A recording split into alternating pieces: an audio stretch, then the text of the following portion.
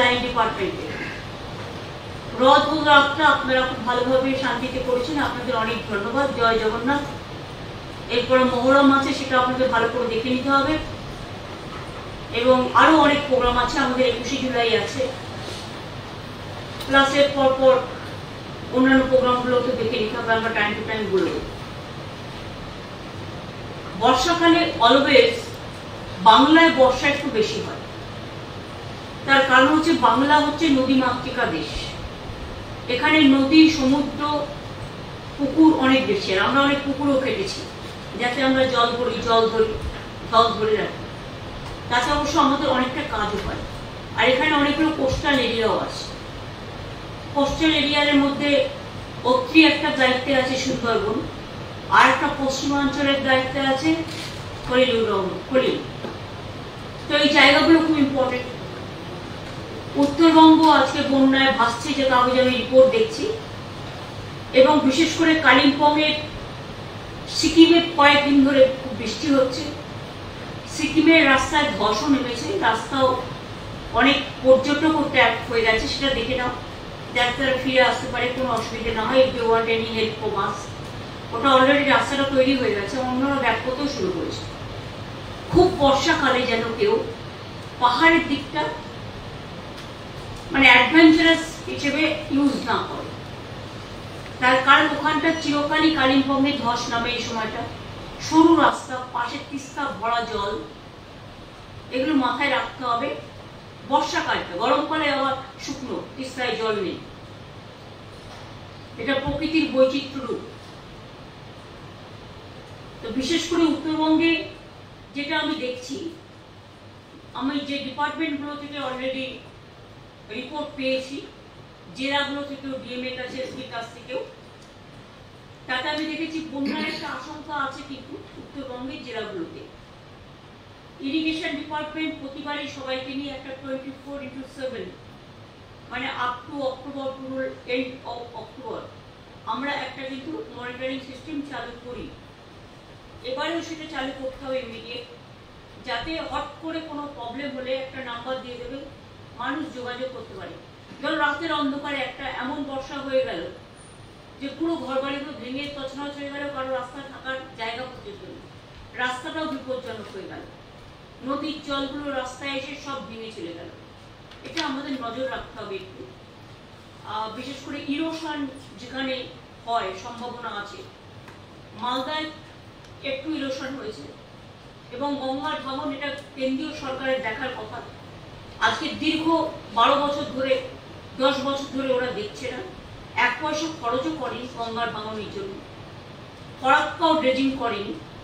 বাংলাদেশের সাথে যখন আমাদের চুক্তি হয়েছিল, তখন কথা ছিল যে বাংলাদেশের যে জলটা যাচ্ছে সেটাকে রিভাইভ করবার জন্য, যাতে আমাদের এখানে প্রবলেম না হয়, ড্রেজিং করা হবে। এবং ভাঙন যেটা হচ্ছে ইরোশন, সেই ভাঙনে অনেক বাড়ি তলিয়ে গেছে গঙ্গার ভাঙনে, সেই বাড়িগুলোকে তৈরি করে দেওয়া হবে। এলাকার উন্নয়নের জন্য একটা 700 কোটি টাকার প্যাকেজ তখন তৈরি হয়েছে, কারণ আমি তখন এমপি ছিলাম, আমি ঘটনাটা জানতাম, কিন্তু আজ পর্যন্ত সে টাকা দেয়নি। উপরন্তু আমাদের না জানিয়ে আবার বলছে আবার ফরাক্কা চুক্তি রিনিউ করবে, এবং বিহারও ভেসে যায়। ফরাক্কা যে ড্রেজিং করে না, শুধু বাংলার একটা ক্ষতি হয় তা না, বিহারটাও কিন্তু ভেসে যায়।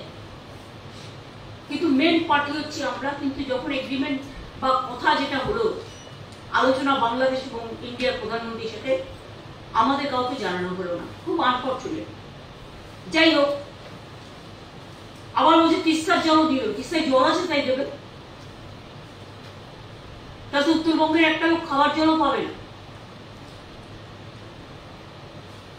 বর্ষার জল দেখে যেন গ্রীষ্মের জলের কথা আমরা না ভাবি। সিকিম ওর উপরে 14টা হাইড্রেল পাওয়ার প্রজেক্ট করেছে, তাতে সব জল টেনে নিয়েছে।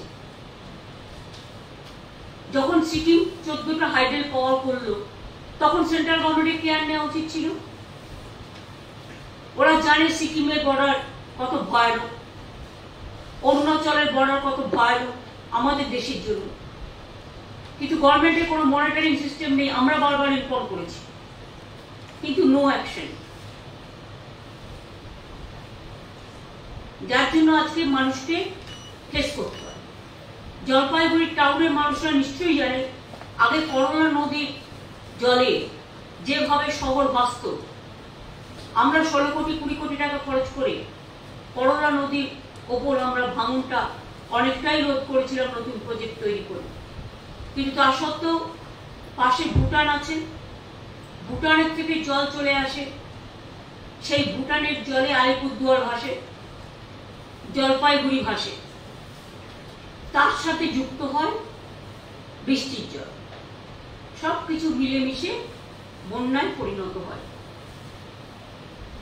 সুতরাং আমরা হচ্ছে সবচেয়ে বড় সাফার আপনার, কারণ বাংলাটা দেখতেই একটা নৌকোর মতো,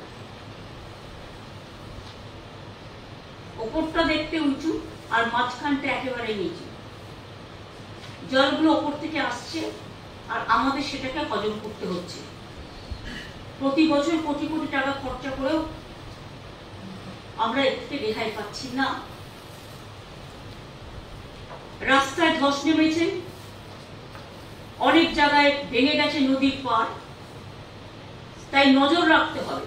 এরকম কোনো ঘটনা ঘটলে রাস্তা ভেঙে যাওয়া বিষয় ওগুলো ন্যাশনাল হাইওয়ে সেন্ট্রাল গভর্নমেন্টকে জানাতে হবে সঙ্গে সঙ্গে ব্যবস্থা নেওয়ার জন্য। এবং নর্থ বেঙ্গল, সিকিম, বিশেষ করে পাহাড়ি এলাকাগুলো আর্মিরা যাতায়াত করে, সুতরাং এটা আর্মিদের দায়িত্ব টু রেস্টোর দ্য সিচুয়েশন। ধস নামলে ডিএমদের এটা জানিয়ে রাখছি এবং এসপিদের।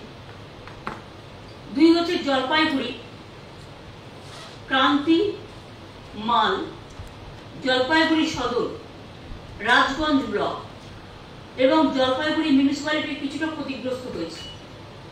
এর মধ্যে এখানে 9টি ফ্লাড শেল্টার আমরা তৈরি করেছি ইতিমধ্যে এবং 500 জন মানুষ তাতে আছে। কিন্তু আমাদের নিশ্চয়ই মনে আছে মালে একসময় ভয়াবহ, এরপর তো বান আসবে, সেই বানে পুজোর আগে যে বান হয়, সেই বানে সে ভেসে গেছিল 6 জন না 7 জন, আমি ছুটে গিয়েছিলাম। সুতরাং সেটা পুজোর আগে, এখন মনে হয় 99 সালে আমি যখন রেল মিনিস্টার ছিলাম, কারণ আমার ঘরে জল ঢুকে গেছিল 1 কোমর, আমার মনে আছে। কারণ ওখানে জল ঢুকলে মনে রাখতে হবে যে বন্যা মানে অবধারিত। আগে একটু বৃষ্টি হলে দক্ষিণ দিনাজপুরেও আমি যেতাম, বারবার দেখতাম বালুরঘাট, গঙ্গারামপুর, কুশমন্ডি, তপন 1 কোমর করে জল জমত। এখন অনেক কাজ আমাদের সরকার করেছে বলে এখন যদি অনেকটা কমে গেছে, কিন্তু আত্রেই নদীর উপরে যে বাঁধটা দেওয়া হয়েছে বাংলাদেশ এবং চায়না মিলে, সেটা করার সময় আমাদের তো জানানো হয়নি, আর তাতে কিন্তু অনেক মানুষ পানীয় জল ওখানে পাচ্ছে না। একটা সংকট তৈরি হয়েছে জলে তীব্র। আমি কিন্তু এটা প্রধানমন্ত্রীকে অনেকবার বলেছি এবং আগের যে মিটিংগুলোতে আমাকে ডাকতো ইন্দো বাংলাদেশে, সেখানে আমি বারবার কিন্তু এটা রেজ করেছি, কিন্তু তা সত্ত্বেও আজ পর্যন্ত কোনো ব্যবস্থা হয়নি। জলপাইগুড়ি জেলার এইটা হচ্ছে অবস্থা। জলপাইগুড়ি মিউনিসিপ্যালিটির চেয়ারম্যানকে আমি বলবো এবং ডিএমকে স্পেশালি, এসপিদের থেকে শুরু করে যারা বিডিও আছেন, এডিএম আছেন, এসডিও আছেন, ডিজাস্টার ম্যানেজমেন্ট সিস্টেম আছে, ইরিগেশন আছে, পাওয়ার আছে, আরবান ডিপার্টমেন্ট আছে, রুরাল ডিপার্টমেন্ট আছে, সবাইকে কিন্তু এটা কেয়ারফুলি দেখতে হয়। হঠাৎ করে বর্ষায় দেখবেন অনেক সময় বিদ্যুতের তারগুলো কারেন্ট হয়ে থাকে, দয়া করে কেউ তখন হাত দেবেন না। খুব ঝড় বৃষ্টি হলে টিভিটা অফ করে দেবেন কিছুক্ষণের জন্য, যতক্ষণ না থামছে, যাতে ইলেকট্রিফাইড না হয়, বিদ্যুতে তড়িতাহত কেউ না হয়। কিছুক্ষণের জন্য দরকার একটা লাইট জ্বালিয়ে রাখবেন, যেটা এমার্জেন্সি, বাদ বাকিগুলো অফ করে দেবেন। রাস্তার লাইটগুলো কিছুক্ষণের জন্য অফ করে দেবেন, যাতে কোনো দুর্ঘটনা না ঘটে। এটা এখন থেকেই মনে রাখতে হবে। ক্যাজুয়াল ভাবে এটা নিলে চলবে না, সিরিয়াসলি নিতে হবে। পঞ্চায়েতের থেকেও পঞ্চায়েত এলাকাগুলো ডিএমদের একটা সার্কুলার জারি করে, অনেকে হয়তো জানেই না সিস্টেম, তাদের একটু জানাতে হবে। যেগুলো গাঙ্গেয় অধ্যুষিত অঞ্চল, বন্যার আশঙ্কা থাকে বা জল হলে জল বেড়ে যায়, সেখানে দরকার হলে আগেই আমরা যেমন সেফ শেল্টারে মানুষকে তুলে আনি, তাদের রিলিফ দিই, স্বাস্থ্য দপ্তর তাদের এমার্জেন্সি মেডিসিন দেয় এবং ডিজাস্টার ডিপার্টমেন্ট তাদের ডিজাস্টার কিট দেয়, চাল থেকে শুরু করে সবকিছু দেওয়া হয়। এবং টিপ্পল একটা দিলে হবে না, টিপ্পল 2-3টে করে দিতে হয়।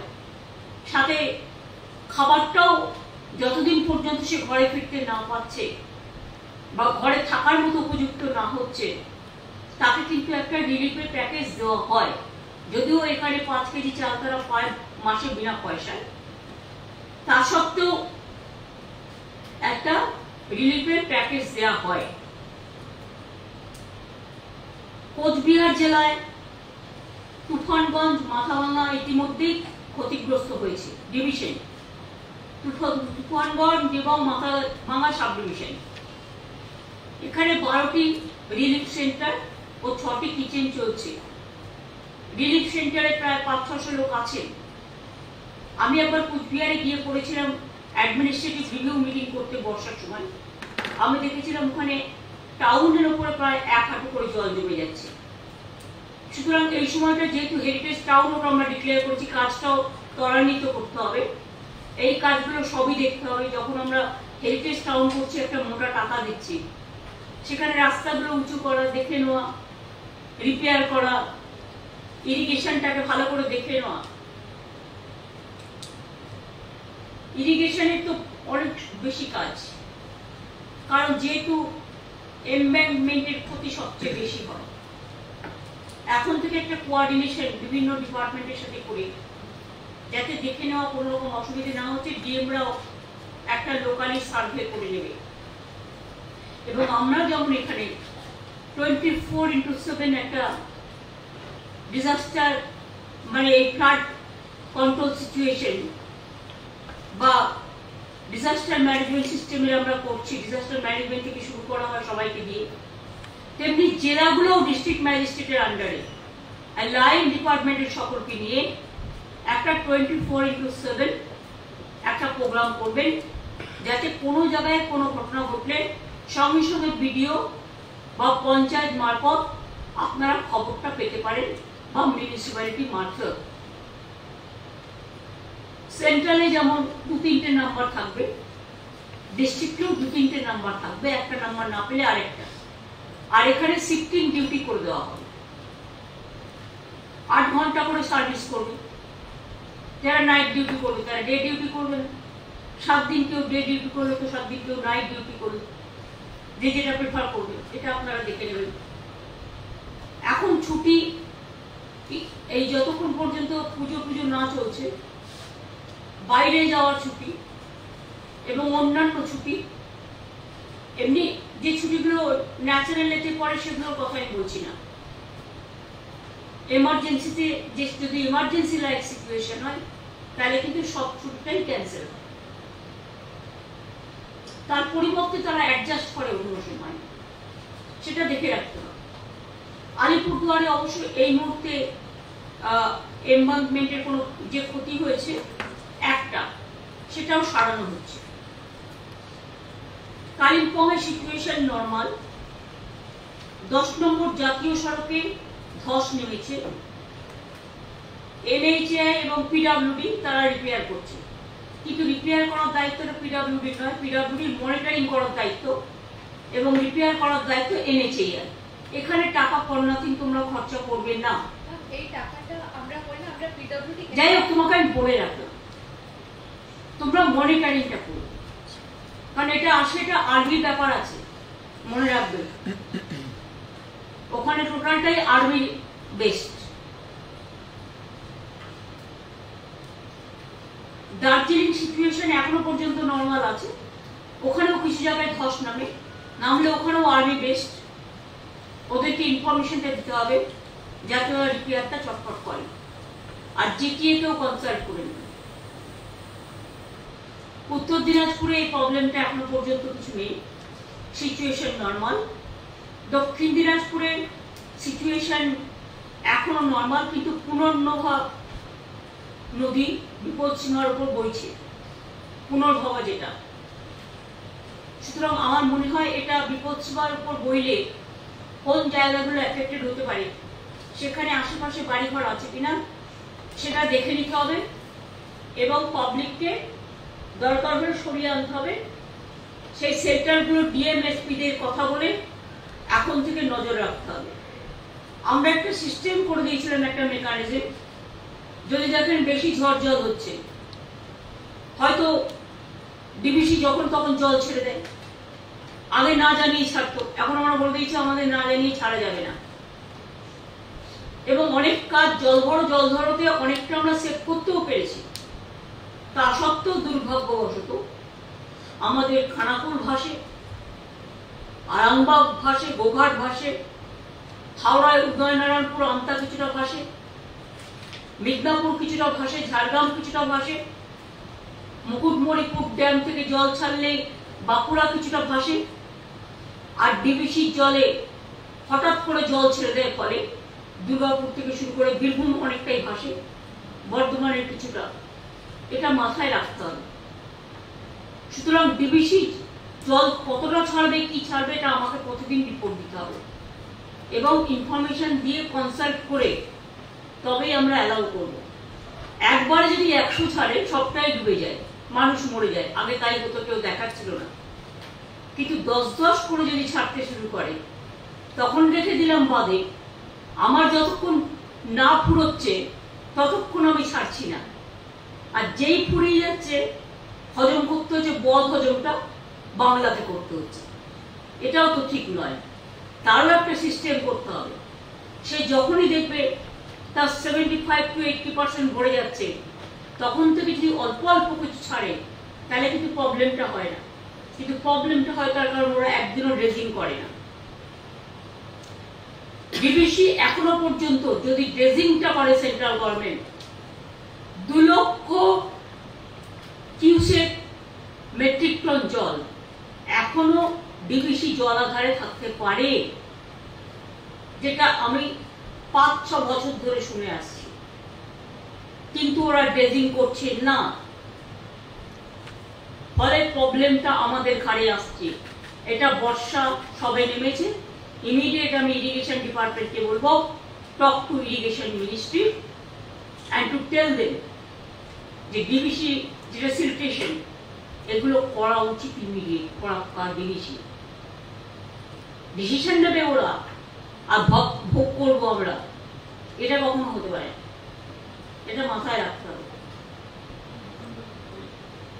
মাইথন তো পড়েই আছে। মালদায় এমনিতে কোনো বন্যাজনিত সমস্যা নয়, কিন্তু মালদায় হয় ভাঙন। রতুয়াতে নদী ভাঙন হয়েছে, যার জন্য 25-30টা ফ্যামিলিকে শিফট করতে হয়েছে। কিন্তু ভাঙন ফরাক্কার জন্য আমি যতদূর জানি, সুতি, ধুলিয়ান, এইসব জায়গাগুলো যেগুলো ফরাক্কার আশেপাশে, তাদের কিন্তু প্রতি বছরই এটা কিন্তু ফেস করতে হয়। আমি আগাম বলে দিচ্ছি, তার কারণ যত পরে এটা না বলতে পারে যে কেউ জানতো না। প্রকৃতির ওপরে আমাদের হাত নেই, কিন্তু ফ্লাড সেন্টার, তাদের খাওয়া দাওয়ার ব্যবস্থা, disaster management, all the department যারা আজকে মিটিংয়ে আছে, line department related, relief material related, panchayat municipality related, urban department related, irrigation related, PWD related, পাওয়ার রিলেটেড, এবং ইউটিএমএ আর পিআরটিকে বলবো দ্রুত জল নিকাশি বন্দোবস্ত করতে। হাওড়াতে তো কবে টাকা দেওয়া হয়েছে, আজও কেন সেই পুরনো ড্রেনেজ কি পর্যায়ে আছে ববে আমি তো জানি না। হাওড়া একটা দিদি মাস্টার প্ল্যান করা হয়েছিল, কিন্তু আমরা ওটা সেন্ট্রালে পাঠিয়েছিলাম, এখনো এটা ডিসিশন হয়নি, প্রায় 3 বছর ধরে ওটা পড়ে আছে। আমরা এবার এখানে ড্রেজিং করে এই হাওড়ার যেগুলো বেশি জল জমে সেগুলোকে পরিষ্কার করে দিয়েছি। একটা সমস্যা রেলের সাথে, ম্যাক্সিমাম হাওড়া যেটা আছে রেলের সাথে একটা বড় সমস্যা আছে, ওরা ওর এলাকাটার ভেতরটা ড্রেজিং করতে কিছুতেই দেয় না। রেলকে বলতে হবে, তাহলে জল জমলে রেলকে নিকাশি ব্যবস্থা করতে হবে। রেল যখন এখান থেকে একটা বড় টাকা ইনকাম করে নেয়, মানুষের পকেট তো কম কাটে না। আমরাও যেমন তাদের সেফটি সিকিউরিটি পরিষেবা যখন যা চায় তখন তাই দিই। তাহলে রেল এলাকায় যদি জল জমে, তাই রেলওয়ে কেন নিকাশি ব্যবস্থা করবেন না?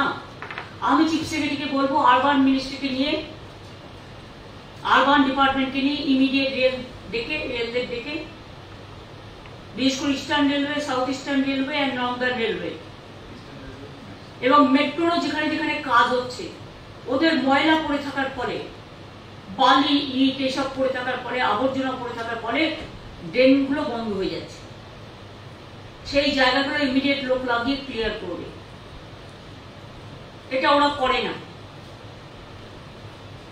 এরপরে জল জমে থাকলে ডেঙ্গু হবে, আবার তখন আবার চিৎকার করতে শুরু করবে। নিজেদের এলাকাগুলোকে তো পরিষ্কার রাখতে হবে নাকি? এই কাজটুকুও করবে না। সুতরাং এটা যে যে ডিপার্টমেন্ট ওরিয়েন্টেড তাদের নিয়ে কথা বলো ইমিডিয়েট। চিফ সেক্রেটারি বসেছে, কিন্তু কাজের কাজ কি হয়েছে? আমি চেয়েছি কাজের কাজ 4 থেকে ডাকো, 3টে ডিভিশন, এই 3টে জোন এবং মেট্রো জোন, 4টে জোনকে নিয়ে। আমিও গভীর একটা দেখতে পাচ্ছি, যেমন ধর আলিপুরে তোরা রাস্তাটা রং করছি জেলের ওখানটায়, রংটা আমি বলবো অলওয়েজ, যে যখন পিডব্লিউডি হোক, ইরিগেশন হোক, যেই হোক, যখনই তোমরা কোনো কালার স্কিম, স্কাই যেটা স্টেটের কালার, স্কাই হোয়াইট মিলিয়ে করো, এটা প্লাস্টিক কালার করতে। তার কারণ শুধু চুনকাম করে দিলাম জল দিয়ে, 7 দিন বাদে বৃষ্টির ছোটায় সেটা নষ্ট হয়ে যাচ্ছে, টাকাও যাচ্ছে জলে, কাজও পাচ্ছি না। এটা এখন থেকে আমি বলে দিলাম, it is a compulsory instruction.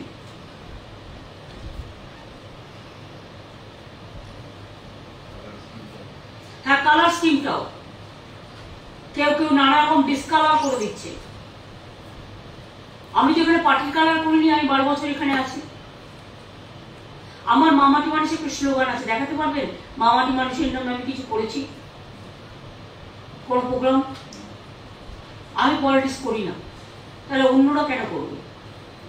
Rail তো করছে, রেল তো সব গেরুয়া কালারে ভরে দিয়েছে, আর আমাদের সুস্বাস্থ্য কেন্দ্রগুলোকে বলছে ওই কালার না করলে তোমার টাকা দেবো না। এই আবার কি কথা?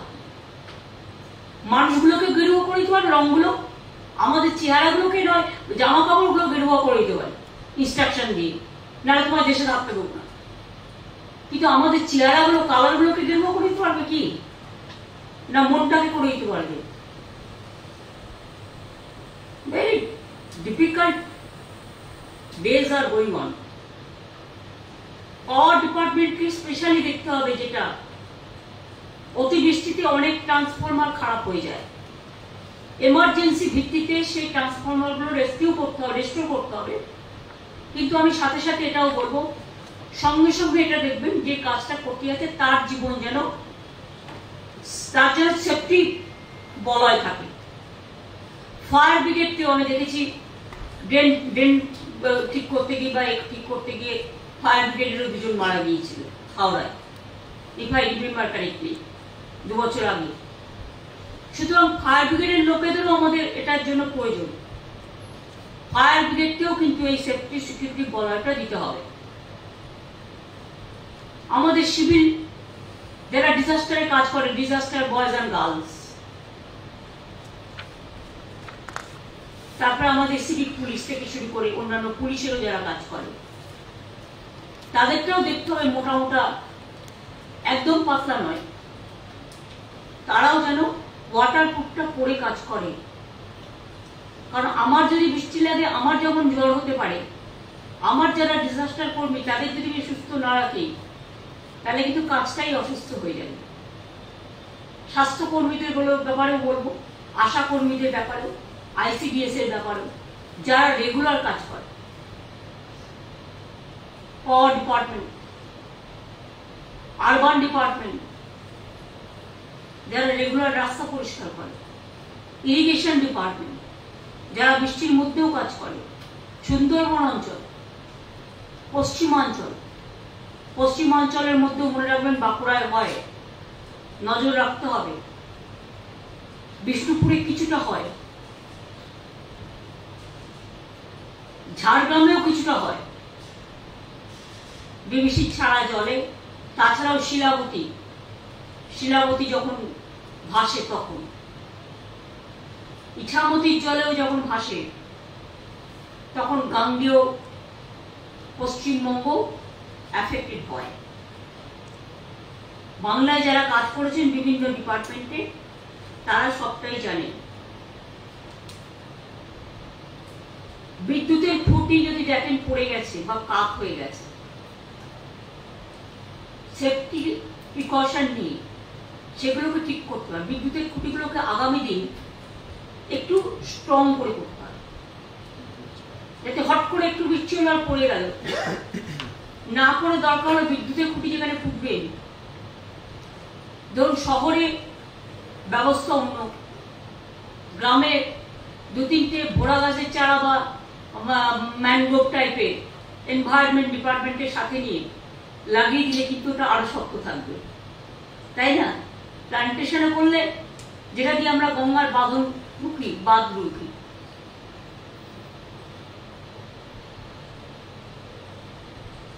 এগুলো হচ্ছে প্রকৃতির হাত থেকে প্রকৃতিকে রক্ষা করে, মানুষকে রক্ষা করে।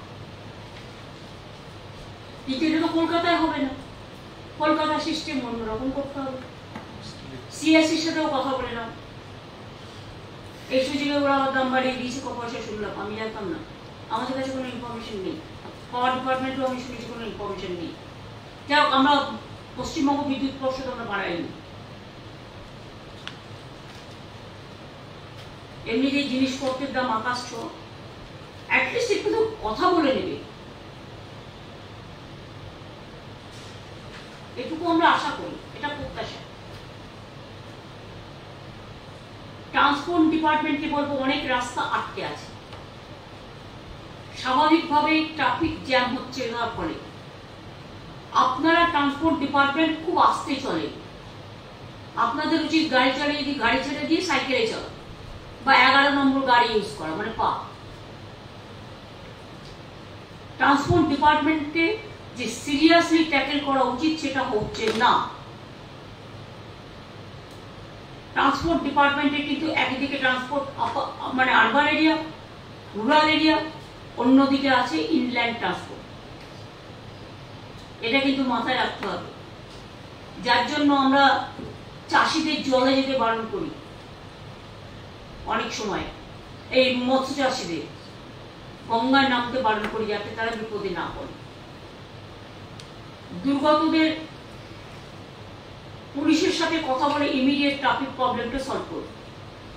Kolkata police, DG law and order এদের সাথে নিয়ে ডিএমএসপিরাও দেখে নেবেন কোথায় কি প্রবলেম আছে, লোকাল ডেকে কথা বলে ইমিডিয়েট সলভ করুন। লাইনের যারা আছেন ট্রাফিক ডিপার্টমেন্ট, ট্রান্সপোর্ট ডিপার্টমেন্টের, তাদের কাছে যেন ইনস্ট্রাকশন যায় প্রপারলি। এবং আরেকটা হবে হচ্ছে দুর্গতদের সরানোর জন্য কিছু এমার্জেন্সি গাড়ির প্রয়োজন হয়। ধরুন ইমিডিয়েট একটা দুর্যোগ, বান ঢুকে গেল, তখন ইমিডিয়েট তাকে সরাতে হবে। সুতরাং আপনি যদি গাড়ি আনতে 4 ঘন্টা লাগে, তাহলে কিন্তু 400 লোক মারা যেতে পারে। সুতরাং দুর্যোগ ঘটার আগে পূর্ব ওয়েদার রিপোর্ট নিয়ে, অনেক সময় ওয়েদার রিপোর্ট ঠিক হয়, তা হয় না, কিন্তু আমাকে এটাকে ক্যাজুয়ালি না নিয়ে সিরিয়াসলি নিয়ে কিছু গাড়ি তাদের জন্য রেডি রাখতেই হবে, যাতে তাদের সরানোর ব্যবস্থা করতে হবে। অনেক জায়গা আছে খুব ন্যারো, যেখানে অন্য গাড়ি ঢোকে না ছোট গাড়ি ছাড়া, সেখানে দরকারে ছোট গাড়িও ব্যবস্থা রাখতে হবে। প্যাচ আপ করে নেবেন কারোর সাথে।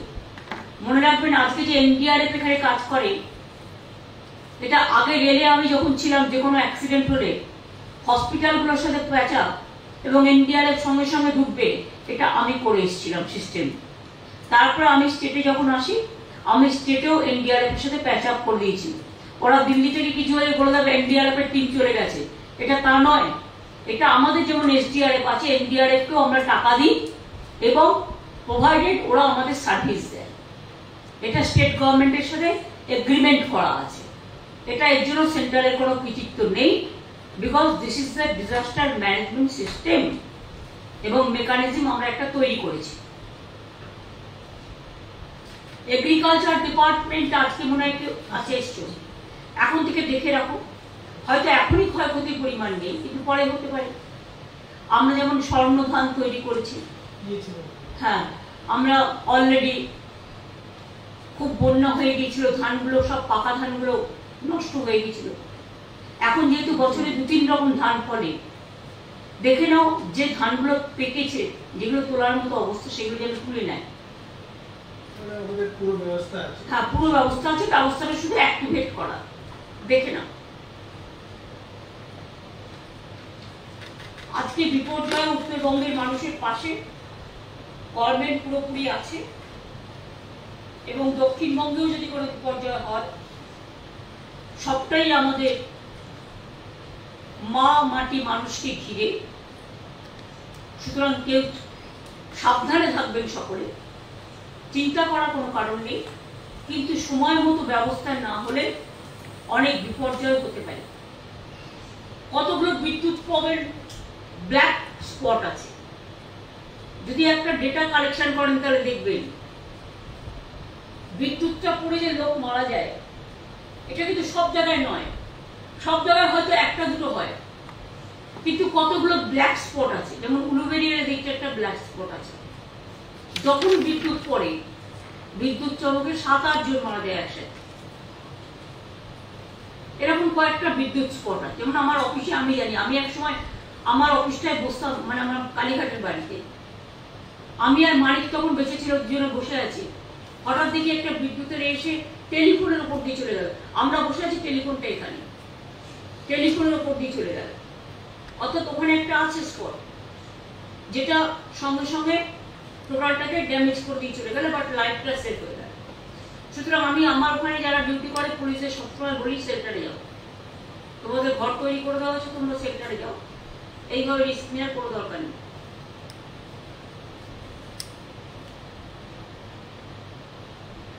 প্রত্যেক মানুষের জীবনেরই দাম আছে, এবং আজকে থেকে মনে হয় সেভ ড্রাইভ সেভ লাইফ পুলিশের প্রোগ্রাম আছে।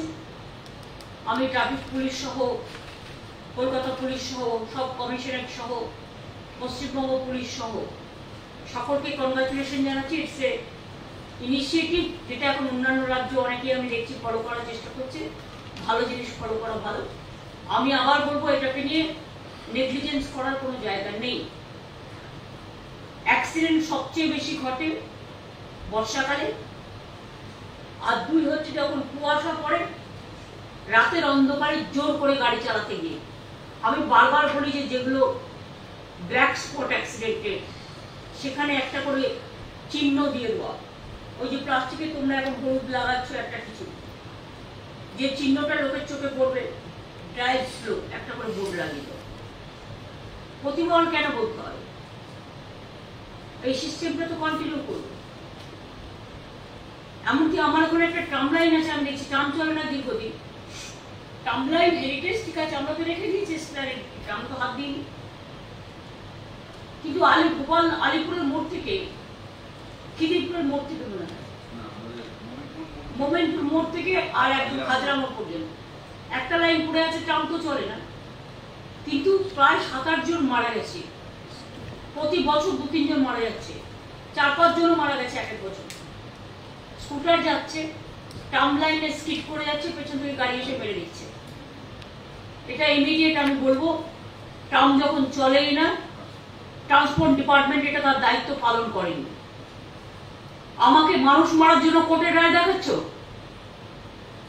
তোমরা কি ঠিক মতো ফাইটটা করেছো না ছেড়ে দিয়েছো? ট্রান্সপোর্ট ডিপার্টমেন্টে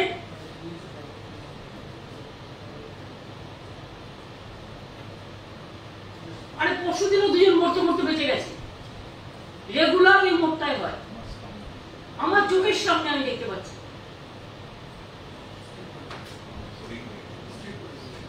ঠিক করে যাচ্ছে আর গাড়ির পেছন থেকে গাড়ি এসে মেরে দিচ্ছে।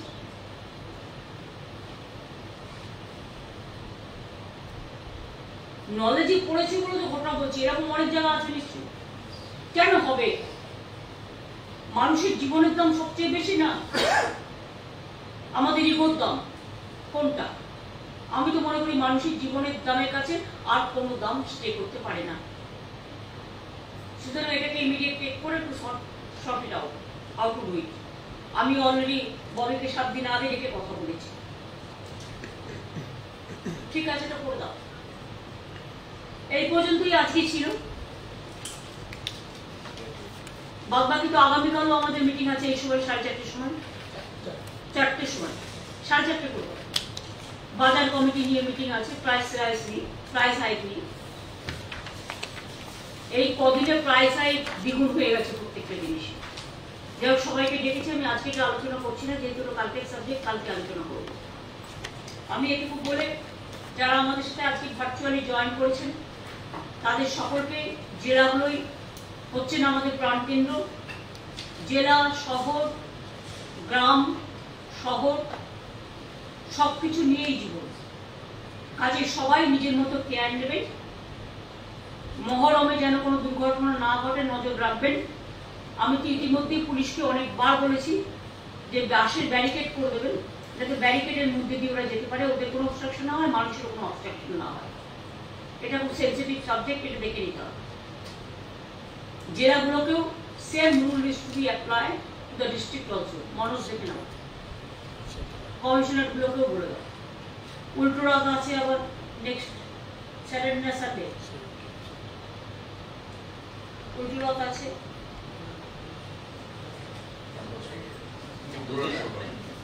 আর 21শে জুলাই যেহেতু আমাদের একটাই বছরের প্রোগ্রাম হয়, বড় প্রোগ্রাম, 13 জন মারা গিয়েছিল শহীদ তর্পণে। আমাদের অনেক গাড়ি ঘোড়া আসবে, লোকজন আসবে, পুলিশ যেন দেখে কোনো অ্যাক্সিডেন্ট যেন না। যদি কেউ জোরে চালায় প্রশাস করুন, যে স্লো ড্রাইভ স্লো। অনেক সময় গাড়ির ড্রাইভার তার কারণে একটা ঘটনা ঘটে এবং একটা ঘটনাতে অনেকগুলো মৃত্যু হতে পারে, সেরকম যাতে না হয়। আর আমি সিএসকে বলবো, কাল যখন রেলের সাথে মিটিং করবেন, আমরা ভাড়া চাইলে রেল আমাদের টাকা নেয়, কিন্তু পরে ফিরে দেয় না। কিন্তু সেদিন রাশ ক্লিয়ার করা কিন্তু রেলের ডিউটি। আমি যখন রেল মিনিস্টার ছিলাম আমি দেখেছি, কুম্ভ মেলা থেকে শুরু করে আমি সবটাকে কাজ করেছি। শান্তনু তখন পাইলট সেক্রেটারি ছিল, জিজ্ঞেস করি। রেলের দায়িত্বের মধ্যে পড়ে যদি কোথাও বেশি রাশ হয় সেটাকে ক্লিয়ার করার জন্য ওদের একটা সিস্টেম আছে, ওরা বারবার রেল চালায় এবং বগি বাড়িয়ে দেয়। আগে বগি ছিল 14-15টা, আমার সময় আমরা 25টা করে দিয়েছি।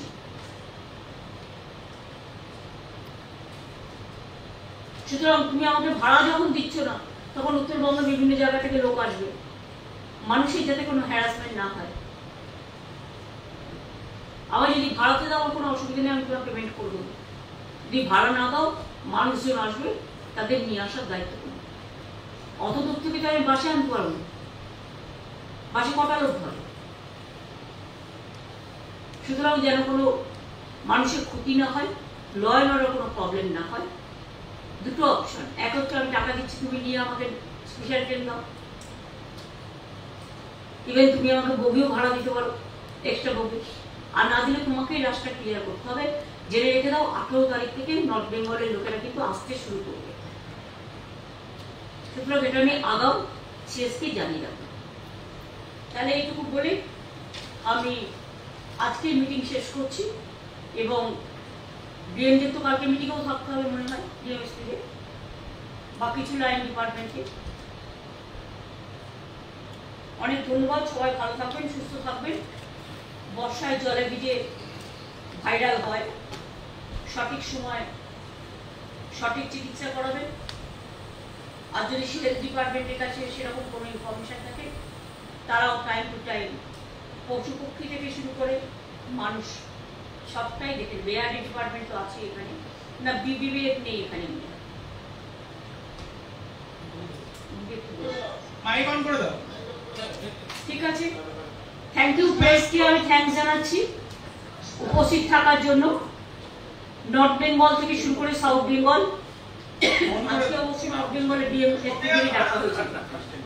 সবাইকে অনেক ধন্যবাদ। Thank you so much. সকলে ভালো থাকুন, সুস্থ থাকুন। মাইকটা এবার সকলকে ধন্যবাদ জানিয়ে মাইকটা এবার অফ করে দিন।